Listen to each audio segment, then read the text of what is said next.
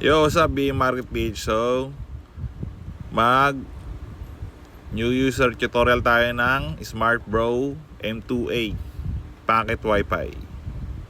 So, sa mga gusto mabili sa Pocket Wi-Fi ito, gamitin nyo, men. Available na ulit sa atin. So, carbon pala siya, carbon design. Maganda design niya. So, pag bubuksan nyo siya, guys, sundutin nyo lang dito. Yan, okay. Then, ito yung SIM slot niya. Then, open line na rin siya, guys, kahit anong SIM card pwede. So, ito yung screen niya pati. Then, up to 10 device ang pwedeng gumana sa kanya. So, lalagyan natin ng SIM. So, kung ang SIM nyo ay galing sa cellphone, so, lalagyan nyo siya na itong frame na to. So, parang ano siya, magiging micro SIM. So, yung pinamalit kasi na SIM nano. So, ayan. Ganito paglagay, guys.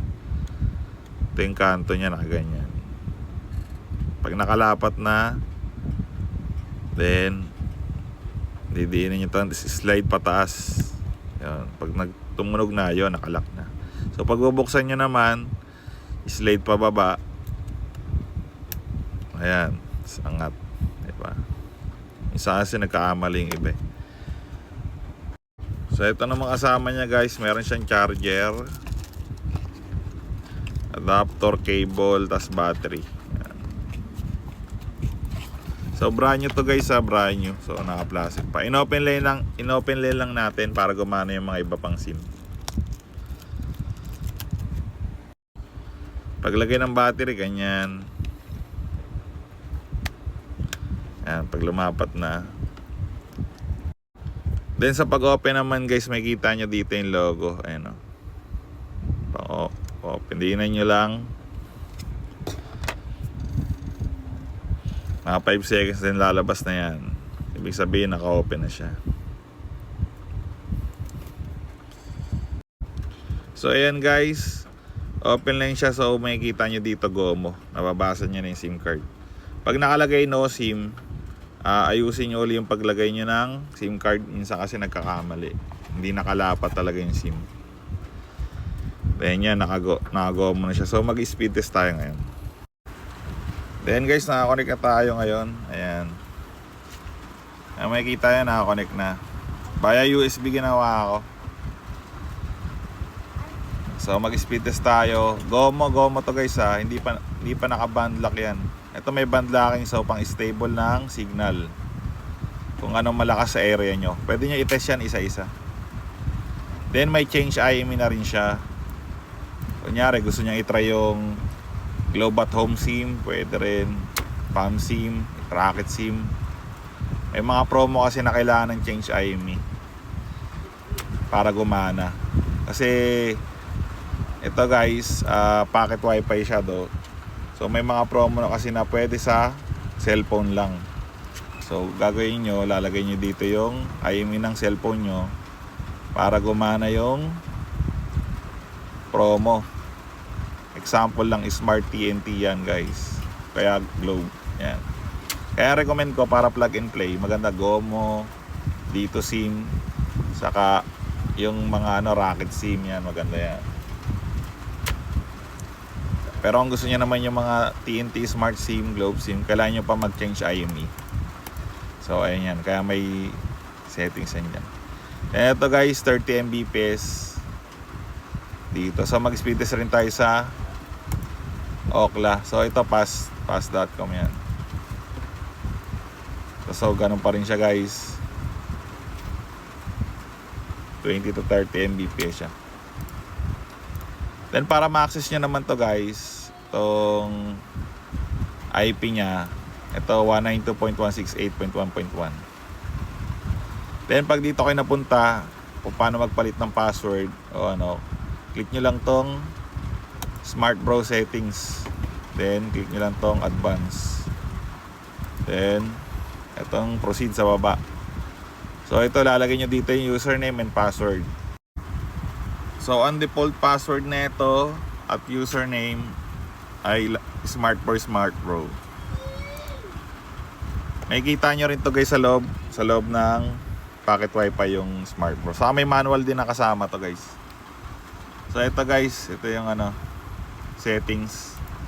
So bago mo ma-access to guys, kailangan nyo muna magpalit ng password bago nyo ma-access yung mga settings. So ito yung number natin ng yung SIM card, dito nyo makikita. Ito yung signal.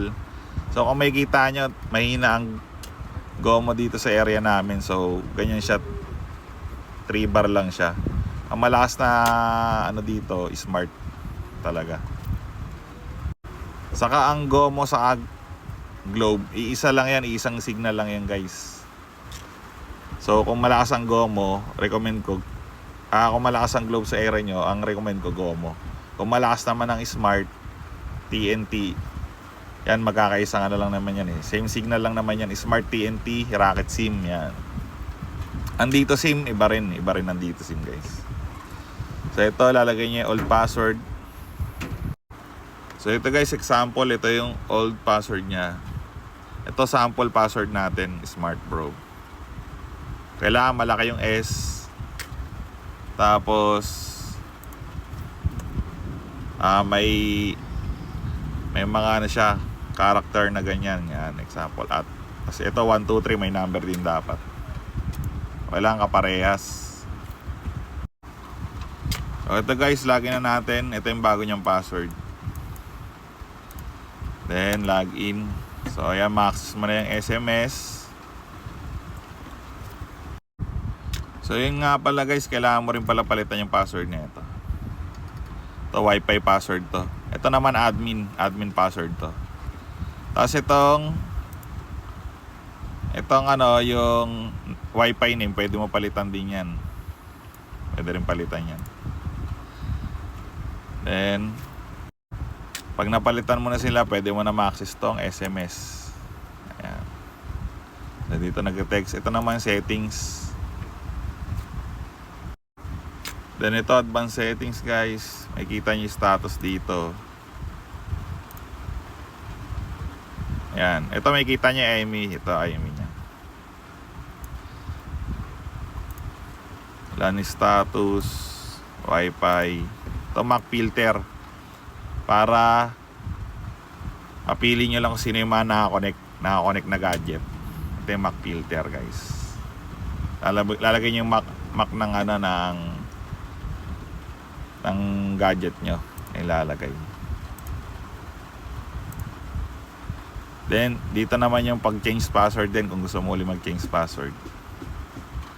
Dito sa system, tapos general. So guys, huwag nyo na i-update to kasi naka-updated version na to. Ayan. Then para ma-access nyo yung band locking at IMEI settings, kasi wala na dito, type nyo lang dito sa ano 192.168.1.1. So ayan. So ito na yung band settings. Yo, sabi Market Build. So ito part 2 ng ano natin, Pocket Wi-Fi tutorial natin for new user. Smart Bro Pocket Wi-Fi M2A open line, any SIM card pwede. Kahit ano, pwede sa ibang bansa, pwede rin tong Pocket Wi-Fi na to kasi open line na siya. Any SIM card pwede siya guys. Kahit sa ibang bansa pwede. Kung dadalhin nyo sa ibang bansa, pwede to. So ito guys, kung makikita nyo dito, so mapunta kayo sa advanced settings. Then status, may kita nyo dito dual band siya. So ito yung Smart Bro settings to, ayan. Then punta ka dito sa 192.168. Ito naman yung band locking nya. So ito guys, pwede ka mag-check dyan. Tapos i-click mo yung set bands. Example tayo. So dito sa ginawa natin kasi isang band lang. Pwede rin single band kung gusto mo. Pwede rin dual band para palipat-lipat siya. Kung nawalan ng ang purpose kasi nito, kung mawalan internet ng isang band, so pwede siya makalipat sa kabilang band. So ganun. So pwede ka rin hindi mo na gamitin tong band locking kung gusto mo alternate yung band, yung lilipat-lipat siya, 'di ba? Kasi ang bawat SIM card, iba-iba ang band niyan na malakas. So bawat SIM card din, iba-iba rin yung band na available. Kasi may mga example nito, band 28. Pwedeng hindi siya gumana sa smart SIM o ibang SIM. Kasi itong band na to, nasa ano to, GOMO eh. GOMO yung SIM card na ito. So mag-sample tayo ng band ganyan. Band 40, band 41. So pwede nyo rin ma-check sa internet guys kung anong available band ng SIM card, kung saan siya compatible. So ito naman, itong lahat ng band na to, ito yung available naman sa packet wifi. So ang GOMO, available band niya 1, 2, 3 ay 1, 3, 28 sa 40, 41. So try natin tong na-try na natin to kaninang band 40, band 41. Try naman natin tong band 1 saka band 3.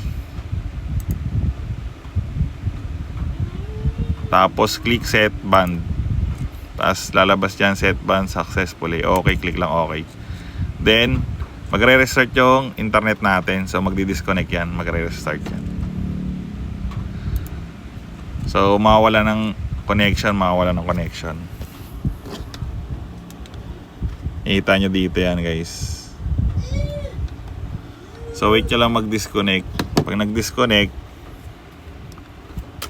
meaning nagpapalit na siya ng band. So ito, hindi siya instant So babalikan natin to guys. Ito, naka-band 28 siya kanina, diba? Ginawa naman natin ngayon band 40, band 41 ba? So balikan natin. So ito pala guys yung band na sinet natin kanina, band 1 sa band 3. So yan, band 1, 3 na siya. So connected pa rin, may internet pa rin siya, nababasa may internet. Then ito yung speed test natin kanina sa band 28. So mag speed test tayo ngayon. So ayan, medyo bumili siya. Naging doble yung speed niya. Triple pa nga kasi band ano lang kanina, 'di ba?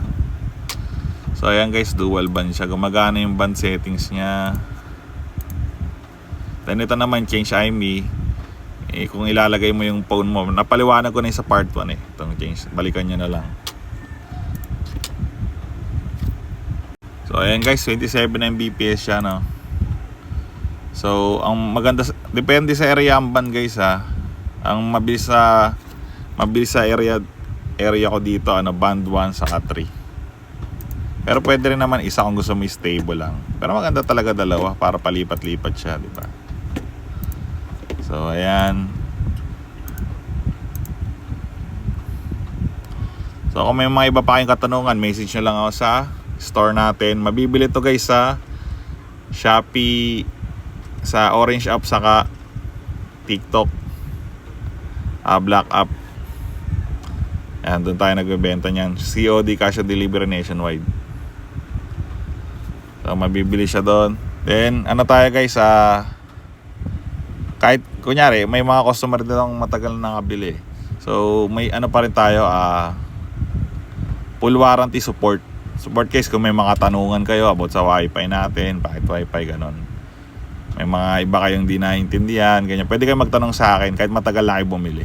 So updated pa rin tayo sa mga sa mga latest promo. Follow nyo rin ako sa mga social media ko para updated kayo sa mga latest promo na gumagana sa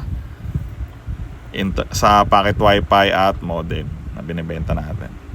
Kasi paiba-iba yan guys. Ngayon kasi ang Smart TNT, di na gumagana yung mga promo nila, pang cellphone na lang talaga. So kaya meron tayong change IMEI para gumana siya sa packet wifi. Kaya ang recommend ko, gusto nyo plug and play, GOMO, Rocket SIM, Dito SIM, yan, yung tatlo na yan. Yung Smart TNT, parehas lang naman signal yan, speed yan, saka Smart Bro, parehas lang yan, parehas lang. Then yung Globe sa GOMO, parehas lang rin speed niyan, sister company yan. Tapos yung Dito, yan, yung tatlo na yan magkakaiba. Yan, magkakaiba yan. Dito, Smart, saka Globe yan. GOMO yan. So pang natin nyo, order na, cash on delivery nationwide. Itong Smart Bro M2A pocket wifi natin.